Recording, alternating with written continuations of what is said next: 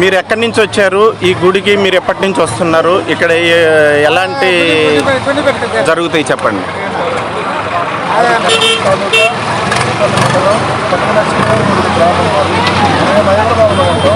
అయితే ప్రతి ఒక్క సంవత్సరం మామూలుగా జిల్లాకి కంపల్సరిగా వస్తుంది. ఎందుకంటే చాలా చక్కని దేవత అడవిపేటమ్మ తల్లిమ, ఆ కోరికలు నెరవేరుస్తుంది. చాలా సత్యమైన తల్లిమ.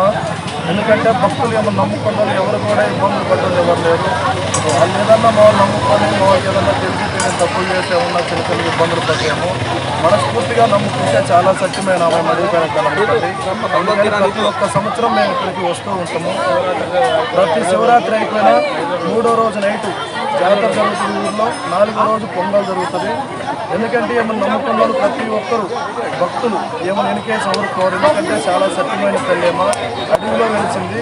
అడవిలో వెలిసిన గ్రామ ప్రజలు, మురిగిన గ్రామ ప్రజలు ఊరేగింపు చేస్తారు. చుట్టుపక్కల ఉన్న గ్రామాలు కూడా ఒక ఊరి దేవతలాగా, గ్రామ దేవతలాగా, ఇంటి దేవతలాగా తెలుసుకుంటూ ఒక ట్రాక్టర్లు కానీ, ఎడ్ల బండ్లు కానీ, పోస్టల్ బండ్లు కట్టుకొని ఊరేగింపు చేసుకుంటూ అమ్మవారిని కొలువు తీరుతూ డప్పులతో మేళతాళాలతో ఊరేగింపు చేసుకుంటూ ముక్కున్న వాళ్ళు వేటపోతులు, కోళ్ళు, పొంగలు పట్టుకొని ఇక్కడ ప్రదక్షిణ చేసి ముక్కు తీసుకొని వెళ్తుంటారు. అయితే ప్రతి ఒక్కరు చాలా నాకు తెలిసి నేనైతే చాలా ఆనందంగా ఉన్నాను. మొక్కున్న వాళ్ళు మొక్కులు తీర్చుకుంటుంటారు, మళ్ళా కూడా మొక్కుకుంటుంటారు. మేము మొక్కులు చేస్తూ ఉంటాం. చాలా సత్యమైన తల్లి అడిగి. సార్ ఇప్పుడు మరి ఇక్కడ ఎక్కువగా ఏ టైంలో జరుగుతుంది జాతర? శివరాత్రి ప్రతి సంవత్సరం శివరాత్రి 3వ రోజు జరుగుతుంది. మామూలు రోజుల్లో ప్రతి శుక్రవారము, ప్రతి ఆదివారం మామూలు మొక్కున్న వాళ్ళు వచ్చి పొంగలు పెట్టుకుంటుంటారు.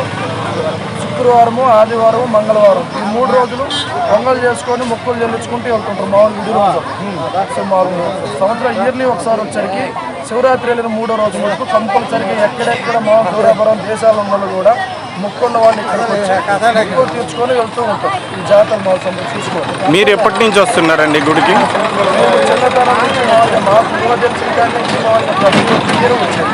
మేము హైదరాబాద్ ఉన్నా, ఎక్కడున్నా ప్రతి సంవత్సరం మామూలుగా అమ్మవారి దగ్గరకు వచ్చేది. మాకు చేతనైనప్పుడు ఆమె మొక్కుని ఆమె దగ్గర మా మొక్కులు తీర్చుకొని వెళ్తూ మా నాన్న వాళ్ళు, మా తాత టైం నుంచి కూడా గ్రామ దేవతలు, ఇంటి దేవతలకి కొలుచుకుంటూ వెళ్తుంటాం.